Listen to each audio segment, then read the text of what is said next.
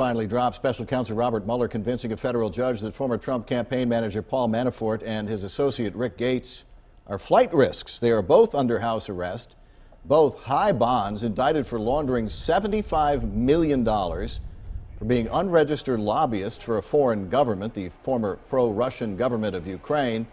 Charges stem from Mueller's investigation into Russian election meddling last year. Manafort and Gates deny wrongdoing. Also, a volunteer foreign policy advisor for the Trump campaign, George Papadopoulos, pleading guilty to lying to the FBI. He's now cooperating with investigators. Richard Roper, a former U.S. attorney for the Northern District of Texas here in Dallas, now a partner at the law firm of Thompson and Knight. So the indictment's pretty detailed, in fact, more detailed than you might typically see in this kind of a case.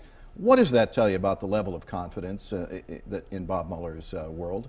Well, Bob Mueller, I've met him, worked with him. He doesn't lack for confidence, I can tell you that. I think it's a very aggressive move.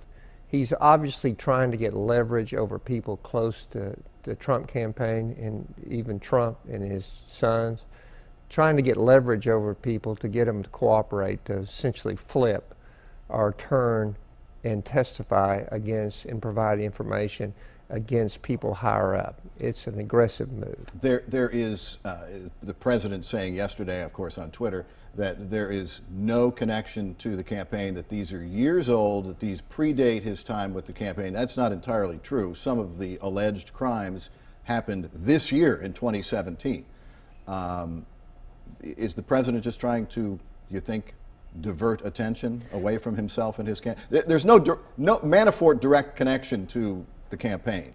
Yeah, I think the Manafort indictment is essentially just an effort to get leverage over Manafort to testify. It doesn't deal directly with the campaign. It deals with his activities. And some of the offenses, frankly, would have normally been charged as a misdemeanor. And I think they were whipped up into a more of a big felony money laundering conspiracy. No doubt it involves a lot of money, $75 million. Right.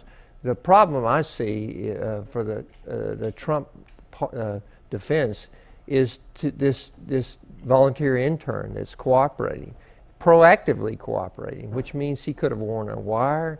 He's obviously providing information, and it deals directly with his contacts with agents in Russia that deal. There was an offer by a professor to provide a bunch of emails damaging to the Clinton campaign. Now, if the Trump campaign knew, which it's starting to look like it did, that there were damaging emails about Hillary Clinton and that they came from Russia and that they were stolen particularly, does that cause a problem for the campaign and for the White House? Well, it depends on how high it goes. That's really what it boils down to. Does it end with these low-level staff members? You know, this Papadopoulos was a volunteer, or does it extend all the way up to the higher echelons of the Trump campaign? And if it is, was it just an offer, or did they take up the offer and actually engage in a conspiracy to commit some type of crime? That's why they need this Papadopoulos and others to cooperate to see what happened. So that's kind of the wake-up call. That's the bell that wakes everybody up. And if I'm on the periphery of this, might be looking up the number from my local FBI office and walking in and saying, I'll do whatever I have to do. That's what they're hoping anyway. They're hoping that people will be afraid of going to federal prison for a crime. Maybe even, like I said, a misdemeanor whipped up into a felony that could really put a person at risk of going to prison for a long time. But Bob, with a special counsel or special prosecutor, you can start with one thing and you find other things, and that's kind of what happened in the case, in this case. But for example, Monica Lewinsky came out of an investigation into Clinton real estate deals. So if the special counsel, Bob Mueller finds something, he can prosecute it.